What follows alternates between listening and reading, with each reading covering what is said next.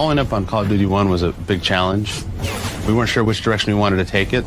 Come behind the scenes with Infinity Ward as they face the challenges and triumphs of creating Call of Duty 2. When we first started out, Infinity Ward was 22 members of the Medal of Honor Allied Assault team that worked out in Tulsa, Oklahoma. In 2002, Infinity Ward began work on the original Call of Duty. We knew that we had money. We were just, this is money. We put it on the table. You need to play this. The news of that prototype just went through Activision like wildfire. The game quickly evolved into a groundbreaking departure for World War II first-person shooters, earning it over 80 Game of the Year awards. That set like a pretty high bar for Call of Duty 2. What are we going to do differently? How are we going to top that? Well, one of the things about Call of Duty 1 where some people felt it was a little too linear. So we wanted to open up the gameplay. This required reinventing the AI completely because we didn't know which direction the player would be approaching an objective from. So you can't just pre-plan a course and do a series of scripted events. You need to really algorithmically figure out how to respond to what the player's going to do from any angle. So we had to create very autonomous AI that could retreat from his position, can set up ambushes, can try to flank the player. They've got vision cones, hearing radiuses. They're just much more self-aware than they were in Call of Duty 1. And that was a huge change, a huge overhaul. And it caused us to basically throw out the Call of Duty 1 engine and create our own proprietary technology. There were a lot of challenges that we encountered. Basically, we just made the level we wanted to make and played the game and watched where the AI fell down, and then had to go to the drawing board and try to figure out how to solve these problems. So we did that for a year and a half, basically, just constantly working on the AI, improving it, tweaking it, tuning it until we got to the point where we liked it. Move in! Hassel! Come on, let's go! So one of the things that came out of the nonlinear gameplay mixed with the all-new AI was how do we make this AI even more important to the player and make him appreciate his friendly troops more. And basically what came out of that was the concept of this battle chatter system, where the AI understand the field of battle. They call out enemy troops, they call out position.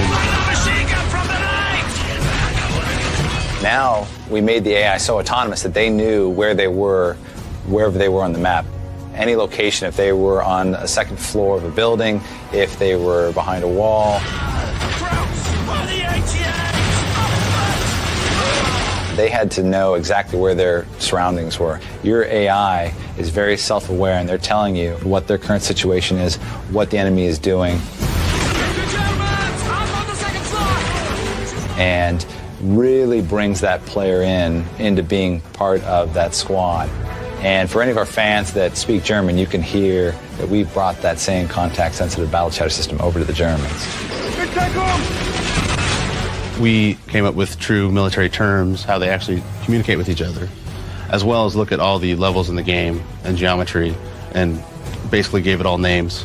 Then we had to record over 20,000 lines of dialogue, put that in code, so that the AI knows about it. One of the big challenges was striking just the right sweet spot. We didn't want it happening too much because then it's just noise and it fades into the background. And if it happens not enough, it's not as useful to players as it could be. We have two military advisors that were really instrumental with developing Call of Duty. We asked them what were the things that were missing from Call of Duty 1 that you see on the battlefield, that you experienced every day. And they said, well, there's portable concealment. Wait! All right, go! Let's go! Portable concealment, aka smoke, has been used in warfare for over 150 years, and there's none of it in Call of Duty 1. So we created this really robust particle system, and it just adds a real level of immersion that we didn't have before. We have a lot of great level designers who do a lot of research and are inspired by real events. So on the Duhawk level, for example, the Rangers actually did scale the cliff face, and the guns had actually been moved, and they did actually have to go find the guns. We storyboard out this stuff, and it was soldiers start on the Higgins boat on the way in, soldiers are on the beaches, soldiers scale the cliffs. It was a lot more complicated when we implemented it than what we saw just from the storyboards. That whole level took a massive effort from a large group of people for a few months before we had the E3 trade show. And You know, 2 weeks in and you're just like, I don't see it. You know, 3 weeks in, don't see it. 4 weeks in, there's something going on here. 5 weeks in, wow, we got some magic. Keeping up their high standards for authenticity, the team did extensive research, including sending design teams to North Africa and France. We had an artist and a game designer to check out what a real North African village looks like. We also sent a few artists to Normandy to check out French villages. There's a big difference between how Americans perceive a French village and how they really are laid out. And it really kind of caused a big redesign for a lot of stuff. Probably the biggest challenge that we had, I think maybe a month into development of that, Microsoft came to Activision and said, we want Call of Duty to be a launch title, exclusive to the Xbox 360. We told them it's not going to be a problem, we're going to knock it out of the park. And then we got back to our office and we were like, okay, we have to somehow plan to use a bunch of art techniques that haven't been invented yet, so let's design those in. We need to design the game for hardware that doesn't exist. We need to schedule out workflows for people who we haven't even hired yet. I think that was just a real kind of amazing thing, how you can kind of visualize how this stuff is going to work out, how you're going to hire these people, how you're going to work on this hardware. And just through sheer force of will and people working late hours and having a lot of passion, how it just all really kind of came together.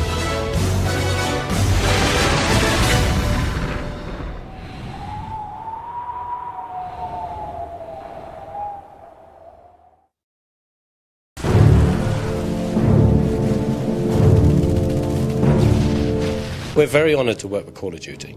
You know, Infinity Ward created an extraordinary game that everyone here plays. The first objective we had was to take everything that they had done and make it bigger. Our game focuses on much bigger individual wow moments, more guys on screen. We tried to push the AI envelope, the particle system, so we have much more explosive content in the game. Basically to take everything that Call of Duty 2 is and then just take it even further. At certain points during the game, you are put into a very close camera first-person mode where you will need to perform an action. For example, melee hand-to-hand fighting. Basically, a German will leap out at you, will grab your gun, or you'll grab his gun, whichever way the fight happens to turn that time, and you'll be put into a very close camera and you'll have to perform new actions to defeat the German. Whether it goes to multiplayer or not, I'm not sure. We'll have to talk to our multiplayer team to see if they like it enough.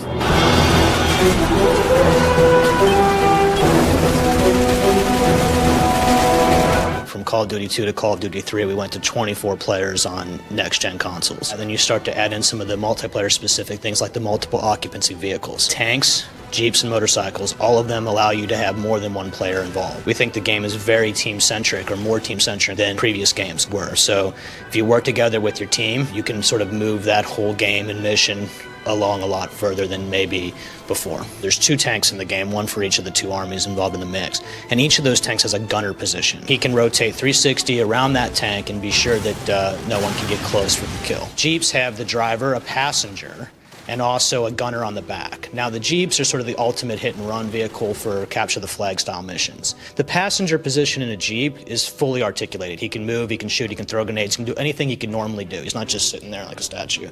So he's got the full thing.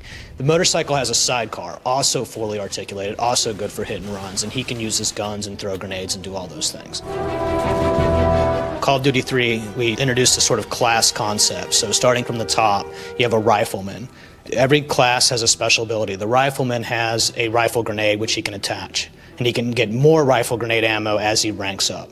Then we have a light assault and a heavy assault, and that's just the difference between their 2 guns. They have anti-personnel mines they can place in the world. As they rank up, they get more mines and the ability to have more mines in the world. We have 2 support classes.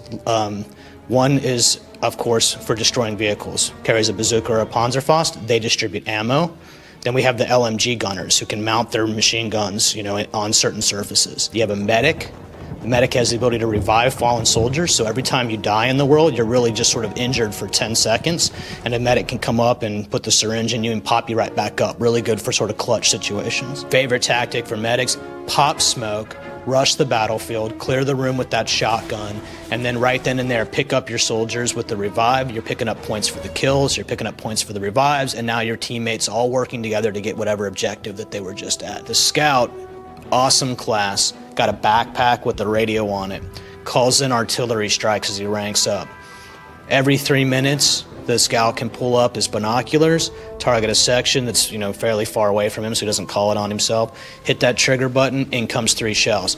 By rank 3, he's leveling entire sections of the map. You start at rank 1 and you can go to rank 3, and what that does is sort of unlocks various things specific to your class. So in this simple example, of course, of the medic, you can revive faster, and by scouts can call more artillery strikes. What you get by ranking up on the weapon side, of course, is that the way the ammo counts matter for the specials, but you don't actually have anything like new to the weapon. There is a sort of commander who will kind of keep you informed about what's going on in the game. I mean, he's just an off-screen player. You're not taking his role. He'll radio in to you if you're trying to take a flag that you can't take. That position isn't available. There's 2 sort of main configuration options you have when you create games that'll kind of help with this scenario. The first, of course, is that you can put auto team balance on. So that allows you to basically make sure that the teams are always even, and that even if you and I want to play on the same team together because we're that type of guy, we're going to cheat, we're not going to be able to once we get separated. That's a good measure. Another measure we put in is that team killing players will get booted out. We also have the concept of private slots on the 360. So, of course, you could have a 24-player game with just the people you want. You could say, 16 guys that I know, and then the rest are open. So any kind of combination of those 3 things will sort of prevent that sort of hackery from happening, I think. You can actually invite players to ranked games, and that's actually really intentional. In ranked game scenarios, which you don't want to determine who you play against, or it will impact your ranking. So this is actually a very conscious decision made on the part of Microsoft for ranked games in the first place, and one that we honor absolutely. You can't kick people from lobbies. You can't invite people to ranked games. We're going to let the ranking system provided by the Microsoft software to determine who you should be playing with.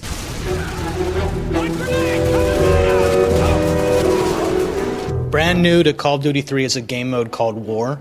Depending on the size of the map, there's either 3 or 5 objectives that you take in sort of a linear fashion. So everyone has to compete over the same objective. So the action just sort of rushes in on whatever the objective is. You take that, then the next one goes. You take all 5, you win. Some slight modifications to headquarters.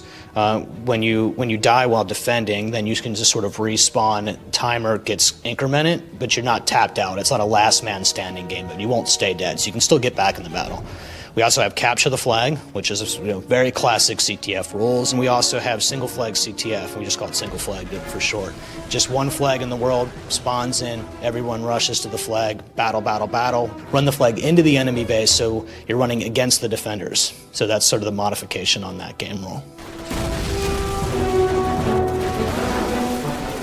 Spawn points are absolutely specific. The game mode of War with the 5 objectives, you're always spawning sort of one back from whichever one you've just got. So there's really hundreds, and I literally mean that, hundreds of possible spawn points because of this system of wherever the flag is. And you take a game like HQ, there's just spawn points everywhere, and then it's based on the distance between what the HQ is and not. So we have some pretty good algorithm work where we try to spawn you close to your teammates but away from the enemy. Not every map has to be a big map to have a vehicle. Forest is not a particularly large level, and it has motorcycles. But you essentially, every map will come with vehicles, and those are the vehicles that we think are probably going to be the best scenario for that type of map. And each map is set up for this kind of different types of gameplay. Some guys love big vehicle maps with big vehicle battles. Some guys love big maps without a lot of vehicles. We have both. We suggest that you play with 12 players in certain maps because they're smaller. But we don't prevent anybody from playing any number of players in any map. You can play the largest map with 4 players. You can play the smallest map with 24 players. There's 9 maps that'll ship on the disc for multiplayer in next-gen games like 360. As far as map packs concerned, can't comment on that, but have you ever seen a Call of Duty game not have a map pack? There's a lot of things that'll make you want to spend the money and be well worth it, of course. You're starting from the top, you got the 24-player action going on. You've got brand new game modes to play that have not been seen in a Call of Duty game before. You've got vehicles, you've got rank ups. You've got the special abilities, and one of the most aggressive team-based games around.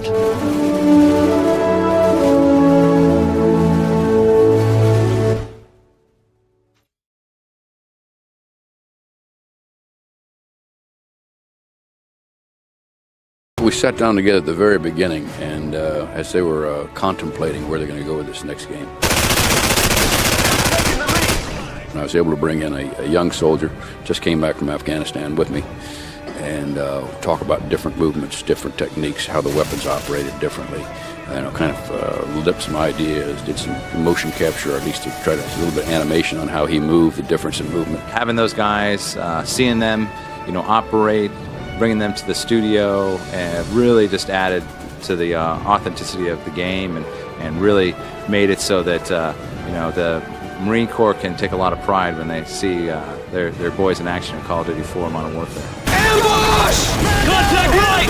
Contact right! Takes out the left! We've really focused for Call of Duty 4 to be a very international game, to have a very wide appeal. We've been to all over Europe, to the UK, to France, to Italy, to Germany. Everyone has just been loving it. Every time we show the game, we have standing ovations during demonstrations, and we got people that just keep coming back to play the game more and more and more. I heard one Russian journalist tell me, well, you have to have the Russians as the bad guys.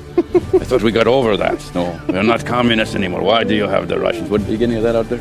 A little bit, and there's some posts on the forums, but just to let folks know that this is a Russian separatist who is a bad guy. You're not fighting against the Russian government. We love Russians. UAV recon standing by. With regards to the multiplayer, you've got the ability to level up your character as you would see in an RPG. And you start off at level 1, I believe at level 4 you open up Create a Class, which allows you to mix and match your weaponry, your attachments, and your perks, which is the way you customize your characters. You unlock various types of weapons, various challenges, and you gain, with those weapons, the ability to complete new challenges with each weapon that unlocks additional attachments. Once you actually hit the level 65 for your character, you unlock Prestige Mode, which is a whole new way of playing the game. So, which I'm not talking about that right now.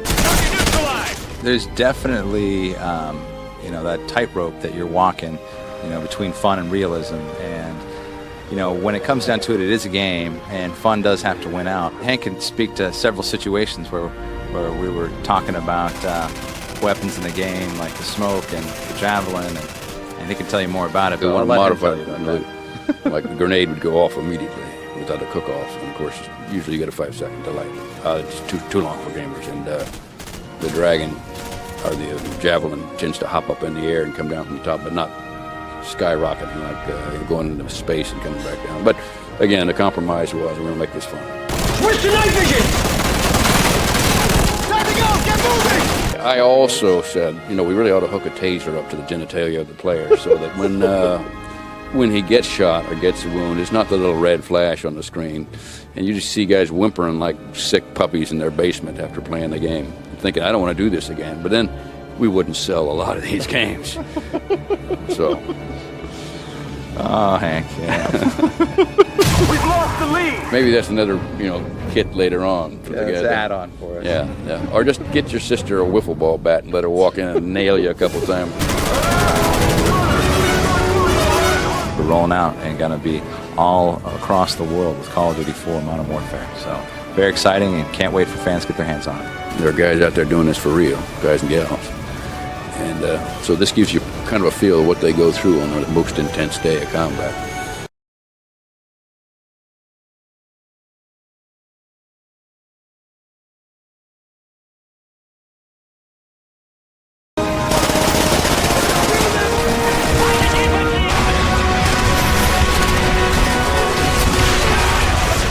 The co-op campaign is comprised of a lot of different elements. There's campaign co-op, which is essentially your story campaign. You play through with your buddies cooperatively. You have competitive campaign, which is a more competitive experience. You're competing for high score with your buddies. You're getting all kinds of bonus multipliers, and we have all kinds of Easter egg hidden scoring opportunities, things like that throughout the game.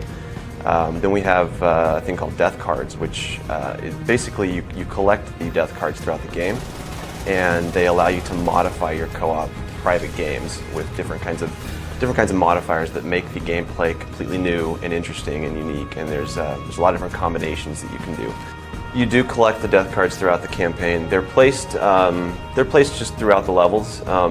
We've tried to be very careful to not turn the game into an Easter egg hunt and make it so that there are these crazy things that you just have to go hunting for all throughout the game. They're in fairly hidden locations within the typical battle. If you play throughout the competitive campaign, you'll see a lot of different areas of the levels that are set up specifically with big points. For example, in Berlin 2, you've got the radio that you can shoot at. When you shoot at the radio, you get an extra, I think it's 500 points. And that's like essentially 5 kills. So if you're playing with your buddies and you're familiar with the level and they're not familiar with it, and they've got you beat on the high score, you can go through and you can try to get these little Easter egg points before they do, and it can bump your score up big time, especially if you have a bonus multiplier. The basics of the competitive scoring are that you get points for kills, you get points for different types of kills. Melees are one of the highest unique points that you can get. Headshots are right behind that. You get bonus multipliers if you get multiple kills in a row, up to 10 times your normal points. And the 9 times and 10 times multipliers you can only obtain through getting melees or headshots. On the 10 times multiplier you can only get through melees. So it's it creates a very dynamic competitive environment to play in. The points will feed into your leaderboard, so you are essentially trying to get the highest spot on the leaderboard. And we have leaderboards for every campaign mission for competitive co-op, and it is, of course, bragging rights. And you also you can unlock challenges in co-op challenges, and the challenges that you unlock will feed into your global rank. They unlock XP, and your global rank allows you to unlock weapons and attachments and challenges and upgrades in multiplayer as well. You do get assist points. You get points for reviving your allies, and so you are rewarded for going around and actually playing as a team player, even though you're competing with the other guys in the round. If you shoot friendlies, you lose points. If you go down, if you get shot down, you're basically waiting to be revived.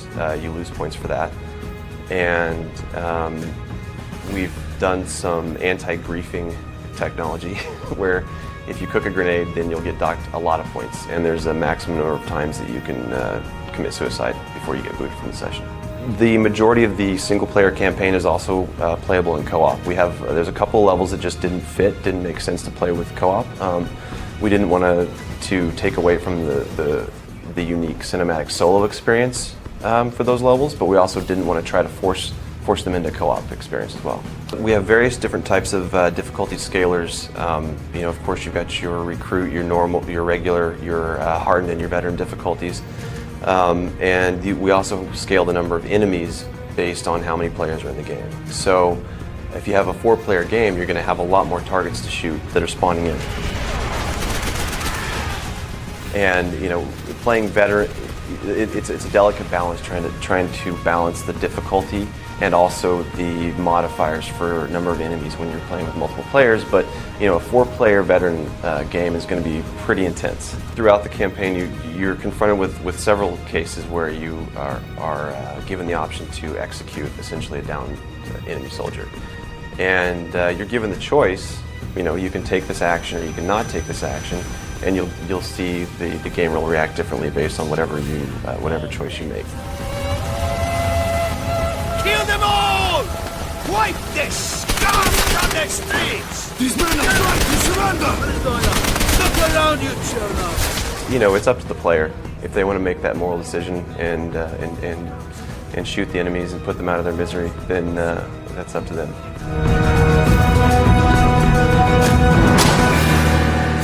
I'm one of the designers at Treyarch, and we just finished working on the DLC map pack number 1.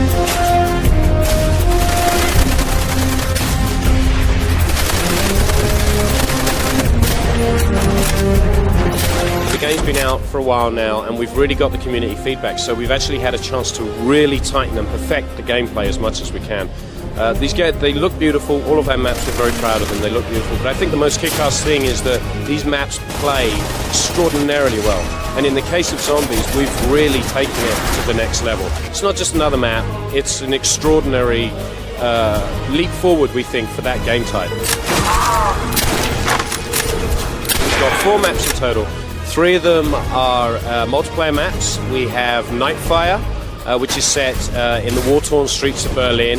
Absolutely stunning looking map. You may have seen some shots, there's been some releases of that. We have Station, which is set in the Berlin underground in the subways. And we have Knee Deep, which is set in the Japanese jungle. Now those are all the multiplayer maps. They support all the game types: Headquarters, Sabotage, Search and Destroy, Free-for-all, all the usual stuff. We also have one new zombie map, which is called Zombie Verrückt, which means crazy or insane in German. And there's a lot of new features in the zombies. We've actually got some people behind me playing it now. It's getting a great reception. We spent a lot of time looking at the community feedback. You know, one of the great things about DLC is you get a chance to actually respond to some of the issues the community has. So we made some changes to the zombies specifically. You know, some of them are faster. You know, we've definitely changed that. We've got some interesting things happen if they lose their legs, for example. We've got some new animations sets in there. There's also lots of new features within the game as well. Like we have a perks machine where you can now buy power-ups, which will last until you go down. And if your player revives you, you'll have to buy them again. Good as new! Obviously, it's a brand new map. It's a lot of new interesting gameplay. We've got some traps in there the player can set off. So there's a lot of new features within it. So let me give you an example. Okay, so firstly, the players start on different sides of the map. And there's scrawled on the wall this message, which is the power will reunite you.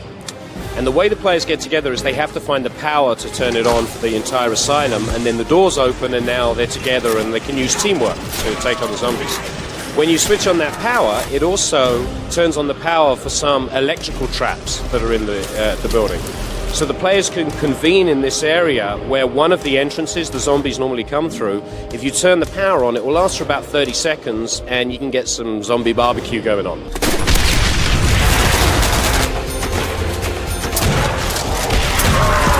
So also in Map Pack 3 is a new Nazi zombie level, Der Ries. It takes place in this, we call it Zombie Factory in the studio because it is taking place in sort of this factory-like facility.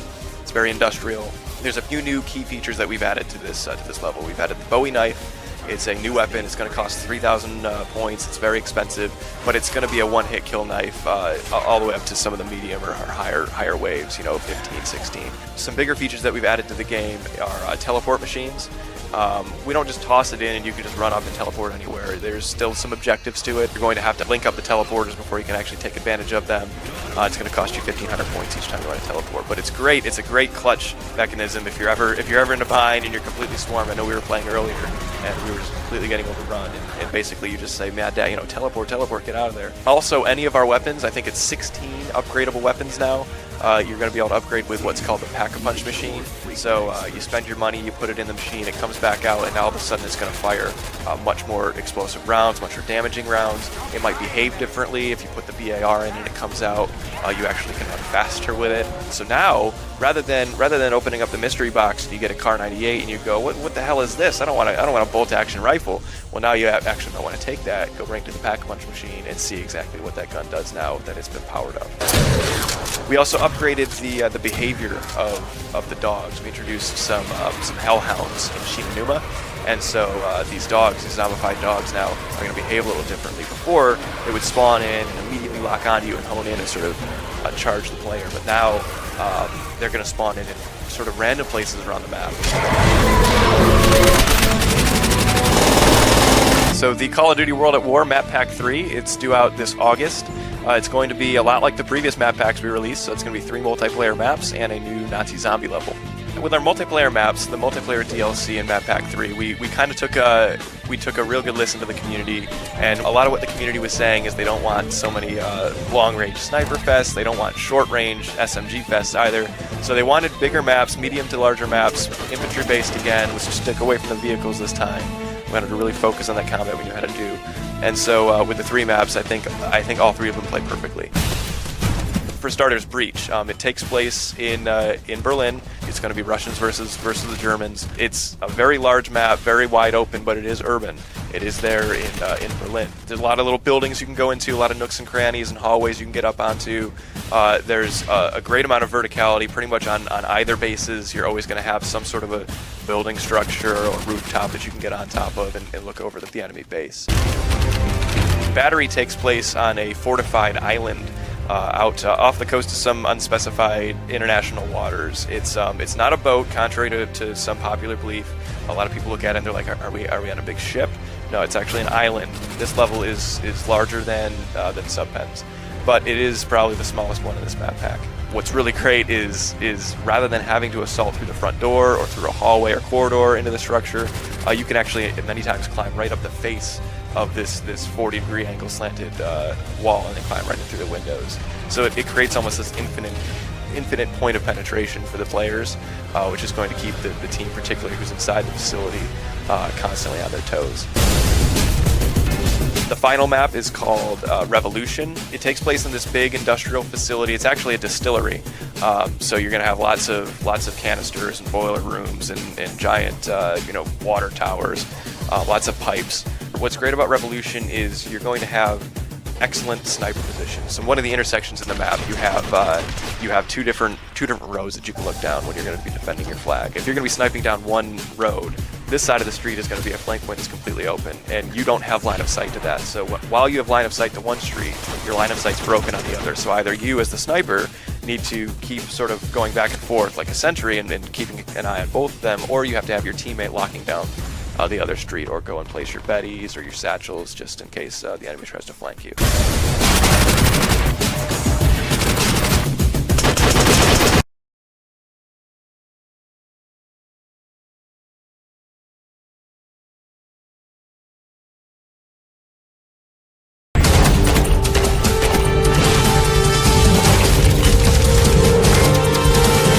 There was a lot of inspiration that went into Call of Duty Black Ops multiplayer. Now, traditionally on Call of Duty, you get new weapons, new perks, new maps, you get all that stuff, and we needed to do that. We need to do that exceptionally well, and I actually think we've done that this year. But the team knew the stakes were very, very high this year. For us to deliver, we kind of need to go outside of the box. So we focused on 3 pillars: compete, customize, and create. So on the compete side, we've added this combat trading mode, which gives new players the opportunity to basically get their feet wet in multiplayer, but also add a very cool, new, and compelling game mode that allows you to basically play co-op with your friends. The other thing we did was add Wager Match, which basically takes this idea of a Call of Duty currency that we've introduced and allows you to put it on the line to earn more currency, or, unfortunately, lose it. It's a very fun game mode. I think for my guys that play it and me, it's probably the biggest adrenaline rush that you actually get, and it's a lot of fun. So that's the compete side. On the create, we've added this cool new theater mode. And the way the theater mode works is that you can go into your basically all your recent games, and you can play any game back as a video that you actually played. Now the cool part is it's got full DVR controls and camera controls. So I load up the match, I can go in third person, first person, break the camera, follow my guy around, and I can follow any other player around. So let's say I'm playing with someone who's really good. I'm like, wow, how does he do all this stuff? What's his loadout? I can just break the camera and follow him around and see how he plays. There's also another cool component to theater as well. On Call of Duty this year, we've introduced this idea of a player card. So normally when I go into the game, I can go look at your name and say, okay, here's this guy, he's level 54, and that's what he does. Now think of it as your Call of Duty baseball card. What you can do is you have 6 slots that you can put all of your different theater modes that you've made and put them on your player card. So let's say you had an awesome kill streak, or you made a cool video that you mashed up with the theater editor. You can then put that on your player cards for when anybody goes to say, hey, who's that guy? Oh, wow, this guy's awesome. He's gotten all these cool kill streaks. Or he had this awesome, really funny tomahawk throw. And it really gives, again, players identity of what they are doing with the game. So the last one is customization. And this one's really cool. This is something where everybody's like, I want Call of Duty to be my own Call of Duty. In the previous Call of Duties, we had this idea of you unlock emblems and you unlock call signs to do it. Now we're giving you the ability to make your own. We've seen some pretty creative people come up with some pretty creative and very interesting artwork to make their emblems. But it's something where I literally was like, okay, I'm going to play around with an emblem. And then I was playing around, I was trying different things, and you literally can get lost in it because there's so many options to flip and change color and scale and do all that kind of stuff. So really what we felt was we want to offer a lot of new different content, still make a great multiplayer game, but give people ways to experience Call of Duty like they never have before.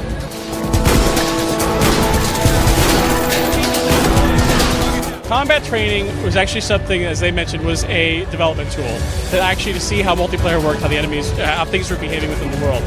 Now, the way that it works is that there's different levels within combat training. So at beginner level, the AI is going to move a little bit slower, give you a basic idea of like, okay, this is how my guns work. I want to get familiarity with the map. I don't know what a Willy Pete is or what a flashbang is. And you can just try those out. So it's really this idea of creating this environment where it's safe for you to play and get your bearings. Now, as you actually level up, or actually change the difficulty level in combat training, it's actually a great warm-up, at least for me. Before I go online, I always take about 1 or 2 matches to kind of get my bearings and everything ready, and that's one of the things that combat training can do. Now, the other cool thing about combat training, it's really a co-op mode. So you and I could be over at my house, we could play combat training together. If you're over at your place, we have a bunch of other friends together, we can jump on and literally play combat training. We could be like, you could be with you and 2 other bots, and I could be with my buddy and 3 other bots, and you can basically create matches and try them out with a lot of bots against a very small team. So there's a lot of variability that you can do. And I actually think that this mode will be a great sort of taster for people that are sometimes intimidated by Call of Duty multiplayer, and they can have their own multiplayer experience that way. My favorite kill streak. Well, there's different ones for different reasons. I love the gunship. That's a player-controlled helicopter, something new for Call of Duty. Napalm is awesome because it looks just incredible. And then the RCXD, which is the remote control vehicle, is a lot of fun because literally it's fun chasing people down in the map. So there's a little bit for everybody. What is going to shake the foundation of multiplayer? I think when people get their hands on Wager Match mode, see what it is. We've added these 4 new game modes within Wager Match. We actually think people are going to go, wow, it's so basic, but it's so much fun. And that's one of the things that me and my team play all the time. Call of Duty Black Ops comes out on November 9th, and it's going to be on the 360, PS3, and PC, and also the Wii.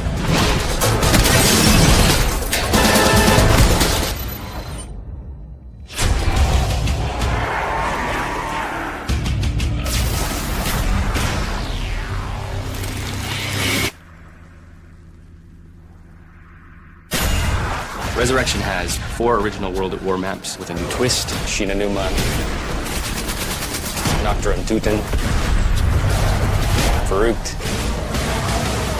and Darius, as well as a new map, Moon. If you bought the Collector's Edition, you're going to get Moon for free. If you didn't get the Collector's Edition, you're going to get these remastered maps, and you're going to get Moon. This pack is really for the zombie fan, sort of our season finale, really.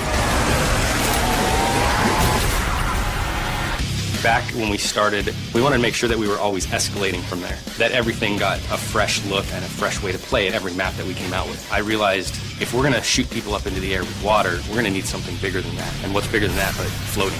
So we kind of started working on the idea of going to the moon. The team really wanted to create with Moon the ultimate zombies playground.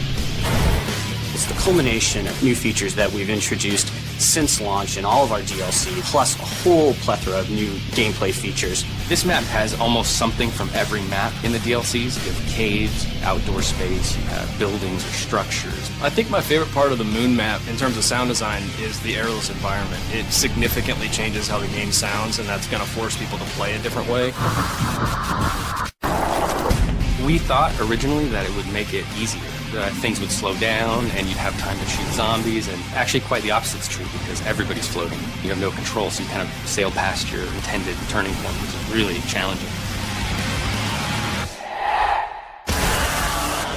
We are trying to tell a story in an action game, which has got a lot of challenges. It really is all about creating an entirely new fiction, something that is going to let players have a totally different experience inside of Call of Duty. We feel it really is something unique that our audience loves. This is the most epic, for sure. It's got everything in there. On behalf of Treyarch, I'd like to say thank you to all the fans. Zombies only exist because you've been so vocal about how much you're enjoying it and how much you want more of it. So keep the feedback coming for us, and we'll keep delivering.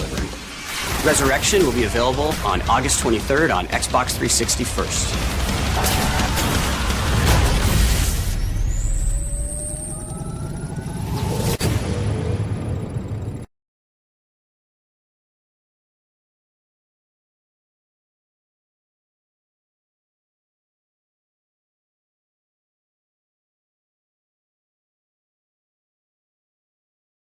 Hello everyone, I'm John Raffis and welcome to Treyarch.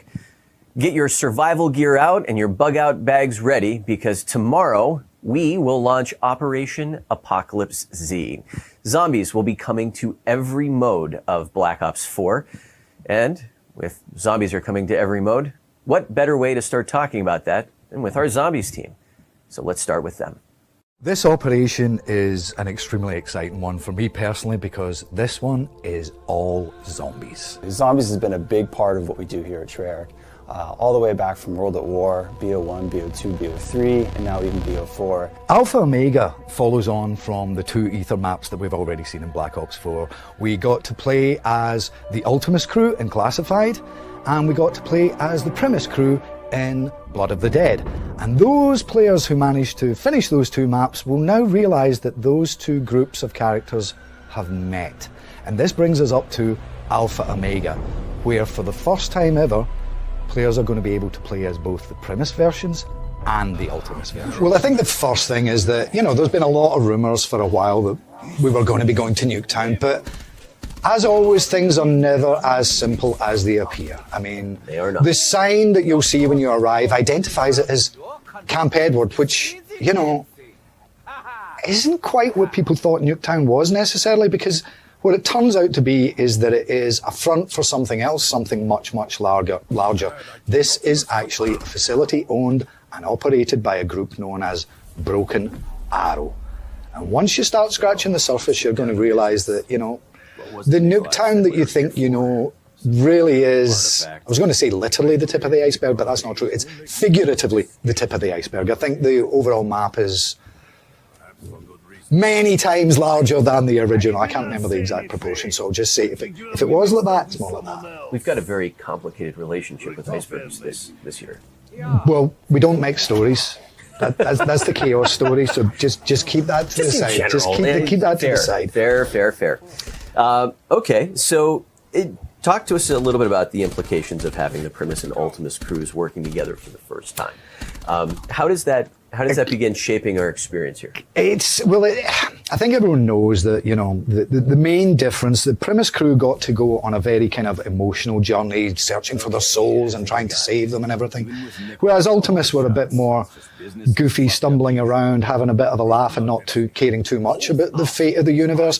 Now under Nikolai's leadership, obviously he's going to first of all find out that things weren't quite as simple as he thought, and Richterman always had reasons for keeping secrets to himself. Nikolai's going to struggle a little bit with that, because once you've read that chronorium and you know what's coming, should you tell people, or do you try and just nudge them along, or did the book say that you never told them? It's a real can of worms, but like I say, getting the different versions of the characters in the same map, you really, really see the contrast. Richterman, Ultimus Richterman, insane. Utterly insane. I mean, Primus is only marginally more stable, but he's got kind of a mellower soul. Drunk Nikolai bumbling around looking for his vodka and going on about his ex-wives. As I say, it's kind of a reminder of how far the characters have come, and seeing what they do and don't recognise in each other is part of the fun. Well, and you get to play as both. Yes. Well, tell us, was that a bit of a reunion of sorts? Was it a walk down memory lane from a narrative standpoint in terms of like how those personalities? In a weird way, it's funny. I remember saying this when we did Classified, because we'd spent so long with Primus since Origins forward, really, and we tried to make them more realistic and give them a lot more emotional resonance, which I definitely think we achieved. If you look at the Black Ops 3 season and all those death scenes, it was nice to see people crying as much as I actually cried when I wrote some of them, because it wasn't funny. It wasn't funny. I'm sorry. It wasn't, but no, it's no laughing matter. And that emotional journey that we'd taken them on, that was hugely important to me. So when we first decided to go back to Ultimus, a little part of me was a bit, they weren't as much fun, they didn't have as much. But once I started writing the jokes again and making myself laugh a lot, and hopefully other people, it's no good if it's just me that laughs, but so initially there was a bit of a resistance from me to bring back Ultimus, because I thought we'd progress the characters. Yeah. But doing Classified and then doing this where we get them together, it's it's the best of both worlds, it really is. All right. So here we are, we find ourselves back in Nuketown. Yep. Take us on a stroll. Greg? Take us on a stroll. Well, look, there's a bus. It's not the bus. It's not going anywhere. That's not to say that Ted isn't necessarily going to appear somewhere down the line, but, you know, he's a robot. He's kind of difficult to get rid of. So like I was saying earlier, a lot of these areas are going to be familiar to people, obviously with a slight twist. There's going to be lots of, like every time we do a map, you know, it gets its own sheen on it. But this, like I said earlier, literally just represents a small fraction of actually what's there to be discovered. So, you know, we let people start off thinking they know what they're getting into, and then as they get deeper into the game, we obviously pull the rug out from under them, and suddenly they're in a state of panic, not knowing what's coming next. That's the way we do things. Talk to me a little bit about sort of the lighting in the environment.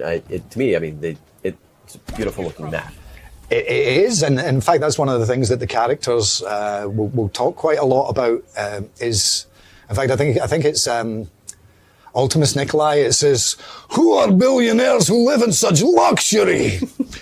So they all have their impressions of what's going on in the map. But as you see now, we're starting to go into some of the lower levels, into the Broken Arrow facility, where, yeah, like all our good scientific research groups, they've been doing all sorts of things that they maybe shouldn't have been doing, or definitely had consequences that they may not have expected. As we find ourselves down here in the bunker, talk to us a little bit about kind of the size of the experience, because I'm seeing things in Nuketown that I haven't seen before. Yeah, but it's of a magnitude of 4, I think is the right way to say it. Okay. 4 times bigger.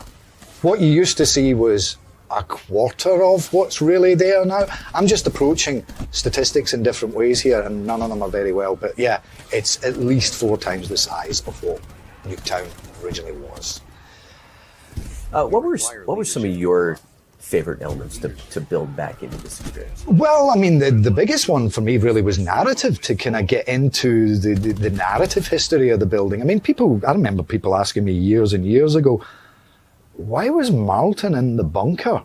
So, you know, that's something that we're going to get to revisit a little bit, shall we say. So I think, you know, even beyond what people actually knew of Nuketown, there was just a lot of very significant narrative threads that we knew that we had to come back to. I mean, we explored a little bit of Broken Arrow in the comic book series we did a couple of years ago with the Victus crew. We saw some of Russman's history to that.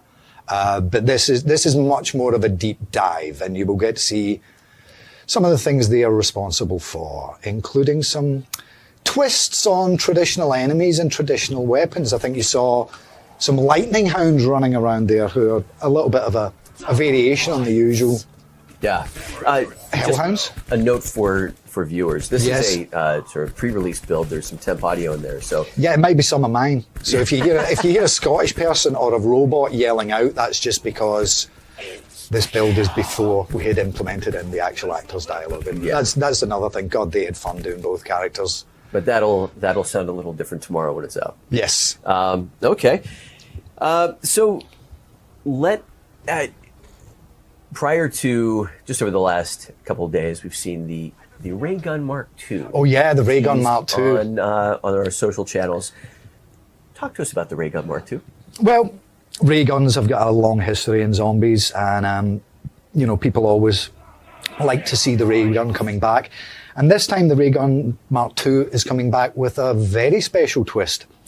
I don't want to explain exactly how it functions, but let's just say you can modify it or put it together in a number of different ways that significantly alter its functionality. So it kind of becomes a customize your own ray gun the way you like kind of ray gun. Good old Ray. Well, like we've said, there's development is a journey.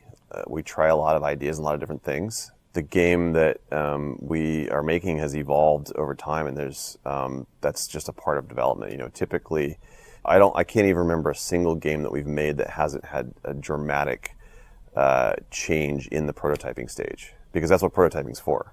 You prototype ideas, some of them work out great, some of them don't work out great, and you pivot, you find a new idea, focus on that, you build that, and like I said, we follow the fun. We're always trying to follow the fun. You work in this direction isn't as fun as you want it to be, you shift it to a little bit of different direction, that turns out to be better, and that's the fun that you follow. The same thing happened to Blackout. I mean, it's like there's a big parts of Blackout that are different than what you're playing right now. It's normal, right? So, but we did, we started this game with a very big ambition. And that big ambition was that we were going to make a game that was entirely built around social gameplay experiences, because that's what we feel we're most passionate about in the studio. Whether it's zombies or multiplayer, we are passionate about social gameplay experiences, that period. And that's something that we are, universally within the studio. That's just, that is pure gameplay. It's replayability. It's the kind of games that you can play over and over again for a long time. And we wanted to build an entire game around that for Black Ops 4. That was the vision that we started out with. And to do that, it means you end up having to change things that you've done historically or traditionally. It wasn't a campaign as people usually refer to it anyway. So it's like people say, what happened to the campaign? It's like, well, it wasn't campaign in the first place. So yeah, how can you say what happened to this thing that it wasn't? I never know how to deal with that. We were always building a multiplayer game. It was a multiplayer game. Top to bottom. But with more narrative aspect to it. But it was still co-op, so very systems replayable. Game, co-op, all that stuff that we're still now, right? Yeah. So, anyway.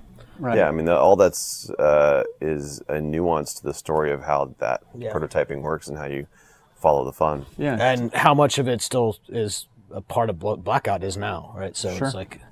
What's the sentiment in the studio? I'd imagine you're just hearing the megaphone from fans, confused about what's happening, maybe a little bit pissed about why there's not a campaign. Are you sorry? Is it just a matter of just hold tight, we have a good package, we think you can win you over? Or what's the sentiment? We believe that we're making an awesome game, and that vision that we started with of building a game that's entirely constructed around social gameplay experiences is coming to life, and it is deeper and bigger than anything we've ever done. There's more ways to play this game with your friends for longer than we've ever had before. Even historically, we can make a really big campaign, we can add co-op to it, but at the end of the day, it's still going to be such a narrative-heavy, guided experience for players that the replayability is limited. And we wanted to make a game that players would just keep playing for a long time, because that's something that we are passionate about. We love playing those games ourselves, and we've also have a history of driving a lot of that interaction with our fans and our community for a long time in other modes of the game. And that's really what it boils down to. And I think that's the simplest answer is it is the biggest social game that we've ever made.